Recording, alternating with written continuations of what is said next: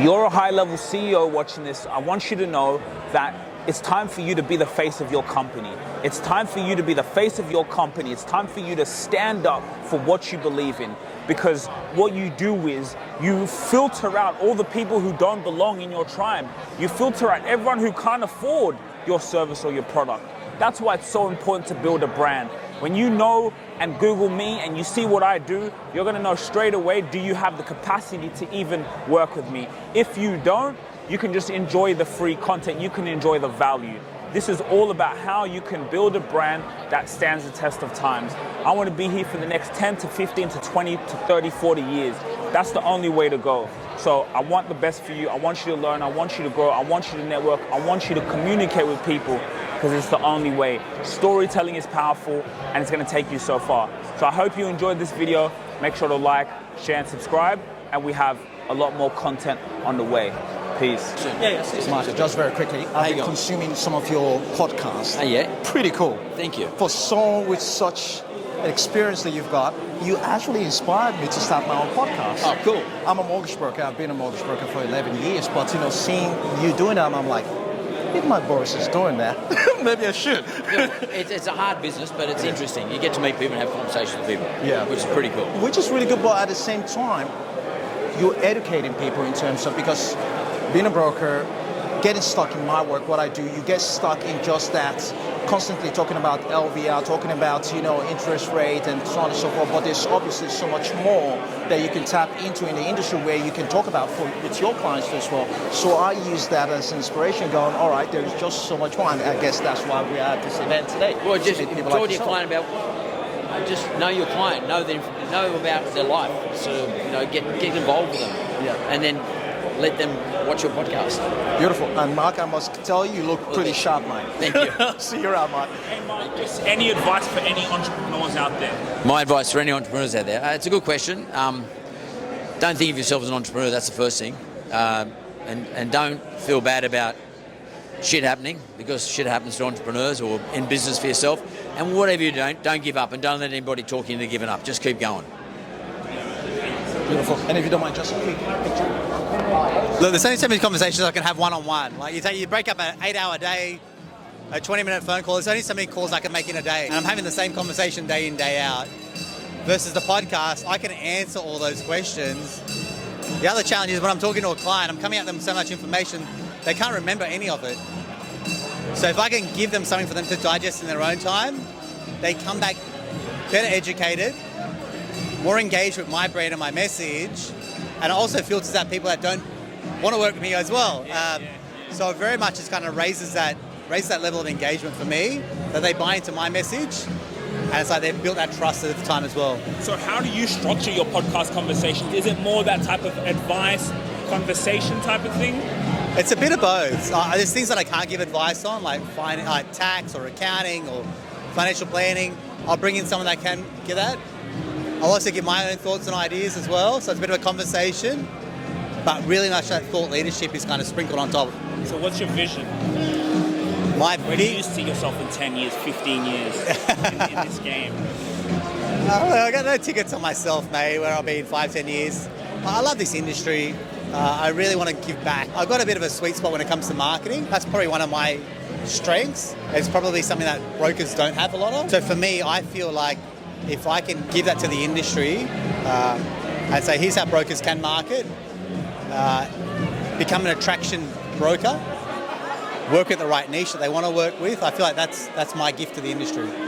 Because kind of going on what you're saying, I feel when you build that brand, they come to you, generate that tribe. Months, almost another month. By the time you stack all that up, your first payment could be 3 months. And you settle on the 28th of the month, you're not getting paid for the following month after. But let me ask you, when can you say, you know what, let me go buy a... It's always tempting, mate. It's always tempting. But my priorities are, I'd rather buy a property. 100%. And we're in the game of property. Now, if I'm in the game of car sales, then absolutely, that's my billboard. Mm-hmm. That's your marketing. That's my billboard. But my marketing is, okay, can I keep buying property and show people how to do it? That's my game. Now, there's other brokers, and I've seen them, man. But we got to have a podcast, baby. This is real talk. Now, most people don't understand. They think buying a car is something they need to do. A lot of people are miseducated. Most especially the younger generation, they think, they have to do that for them to attract success. And it just comes down to education I too as brand well. new car at the start, mate. I mean, probably the worst thing I ever did. Yeah. And if someone's going to judge you on the car, then you probably don't want to be working with them. Absolutely. It's hard because all my 20-something-year-olds in my team all want to buy new cars. I'm like, stop buying cars. It's crazy. We had a clip that went viral. So we posted on social media, like it was just an authentic. I was like, "Hey, should I buy a car?" Like He was actually looking at buying a older. brand new car, and I like, got "Look, think I got it's going upset. well." And then he was like, "Don't." And then like there was a whole video, but people like saw it and they were like, "Wow." Some people, young people who are entrepreneurs like me, they saw his perspective. He said, "Don't buy a car until even you make over $1 million." Over $1 million. Don't do it. Like, I made over $1 million. listen, I've got a nice car, and I said, listen, it's one of the worst investments I've ever made in my entire life. One of the worst. Like, and I drove a car. Literally this car for 10 years, even when I was earning over $500,000. Drove this car, but before I did that, listen, hey, I've got a bunch of properties, right? And buying a car again, it doesn't matter. I know it sounds a little bit stupid, but I would say, listen, I made a mistake. This is a freaking mistake. It's not worth it at all. Right, so what was your name? Sugira. Sugira. And Yeah. where are you from? Originally from. You mean originally or location? Your company. Oh, ETS Rubasha Media. Great. All right, I'm here with Sugira from ETS Production Media. Now, this is Dina who organised today. Do you have any feedback for the organisers? It's been a fantastic event. Always great to put people in a room. Whenever you put people in a room together to be able to network and connect on a human level, it's very powerful. So it's done a great job. And, would you suggest that maybe we go for bandanas next time rather than these wigs? Yeah, I'd say bandanas. Bandanas could be a cool look. Yeah, you look much cooler than I do. Do you think you'll come next year? Definitely. And, what are some of the highlights of today? Again, just having that human connection with people, being able to network with people in the room from different industries, in the same industries, whoever you are, to see that, we can all relate. And partnerships, right? You can meet someone here that can change the rest of your life. And that is powerful. That is powerful. The fact that you said that has made me think about today very differently. Well, thanks for coming on the show. No worries. I love the wig. Is that what you call it? Wig. Not natural. Yeah. Thank you. Thanks, guys. Oh, man, thank you. Thank you so much. How important is personal branding in the finance world and when you come in and walk in the building? Personal branding, when you think about it, like a lot of people would find it difficult putting themselves out there. Personal branding means you gotta be vulnerable. You gotta let people into your life. You gotta let people into your world. And if I'm to use myself as an example, like the whole idea of me having to document things that I do didn't really come natural to me. But these are things I already do and I've been doing for a decade. So all these are not new, but it's just really getting the world to see it. But when the world starts seeing it, they start understanding, this person, Collins, or this guy, or this lady can do this. Now, there's a lot of things you can do as a business owner that the world doesn't know that you can do it. By taking out the time, letting the world know through your personal branding, I guess gives you a broader outreach to the world, and really whoever that needs your service will basically come to you, and off you go from there. I think it's powerful. Just real quick again, what gave you that switch to say, hold on, I've been doing this whole time, but now obviously the camera's on. When did you come with that realization? Well, I think it got to a position where it's something I just couldn't avoid anymore. People wanted to see more. People wanted to know more. People that were, in other states or other parts of the world that doesn't really have direct access to me wanted to know, okay, what I was up to, and needed some sort of a platform, a medium to connect with me. And so it was one of those things that was inevitable that eventually I would have to do something like this. So it's something I've been fighting for quite a while, but yes, come to this time. So I would say definitely most people should always make out the time to do this. And in addition to that, it's all about that stuff, because at the end of the day, it doesn't really matter what type of business you're running. At the end of the day, you are still the brand too as well. You represent the business. So making out the time, investing in your personal branding, and I guess, really showing the world in terms of what you can offer makes a massive difference as well. Awesome. Thanks so much, Collins Mayaki. Thank you very much. All right, guys, you guys can see me here, Sugira Rubasha, at National Finance Brokers Day. It's been an amazing day, just networking with professionals, learning how can I be better, how can I establish a robust personal brand. I want you to know that everything is possible, right? I walk into rooms and I know I can own the place. I'm a representation of God. God lives within me. And so when I walk in a place, I know my personal brand means everything. Your personal brand is the only leverage you have in the marketplace. I want you to think of it like this. Your personal brand is the digitization of your reputation. When someone Googles you, when someone sees who you are, what comes up is so important. When you go networking and meet so many amazing people, as soon as they leave you, as soon as you mark an impression on their mind, they're gonna see you, they're gonna Google you, and when they see you, you're gonna come top of mind for what it is you do. So I want you to believe in yourself, I want you to carry a spirit of empathy, I want you to carry spirit to learn and to grow. If you're a high-level CEO, tap in. The father to another father, so you gotta be proud of your boy. Oh, thank you so much. You gotta be proud of him. I think he's so fortunate to have a father like you, and he's so fortunate to have a father that can speak courage, life into as well. Yes. And it's quite, like when I see, like I watch some of the videos that you guys do, and the bond between a father and a son, I think it's so magical and so special. Yeah, and it's quite great.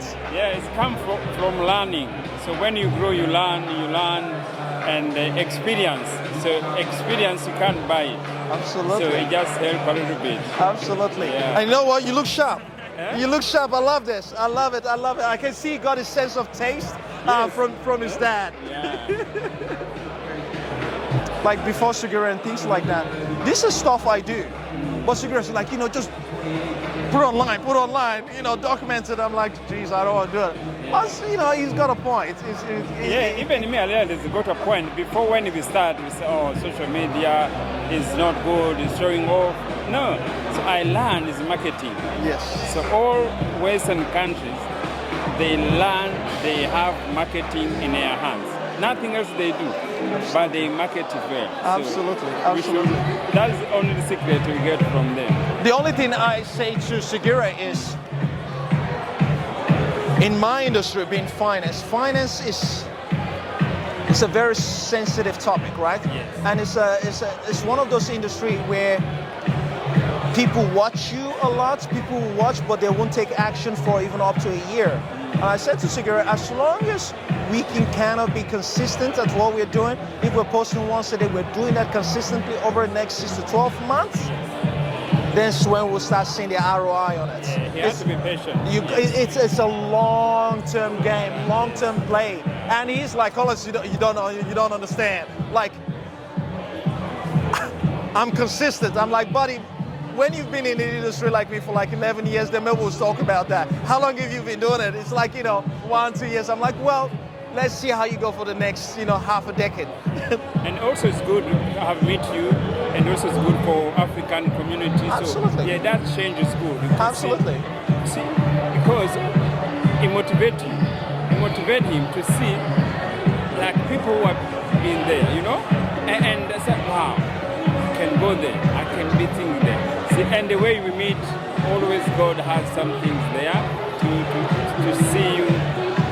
Say, look, I have people also can through their footstep, and then I can go where they are, and which is so good. I totally agree with, okay, now let's look around this room, this environment. Calling all high-level entrepreneurs, you're a CEO, you're determined, you have a vision, and you're so busy right now. You're so busy and overwhelmed with what you love, and it's actually a good thing. You're focused on that. We want you focused on that as much as possible, but at the same time, you need to grow your brand on LinkedIn. It's as vital as ever, right? The person who gets the deal is the person who's the most visible. It's not being about good at what you do. So we are having an opportunity with our waiting list for all CEOs and high-level entrepreneurs who want to be able to grow their personal brand and garner opportunities, be able to speak in front of thousands of people, for you to be able to get inbound leads, enhance your sales team. You need to build a brand. When they come on your LinkedIn profile, whatever they see is so vital, and we are on the forefront of that bringing up a new product to help you do exactly just that. Stand out in the marketplace with your personal brand, because it's you. People want to know you,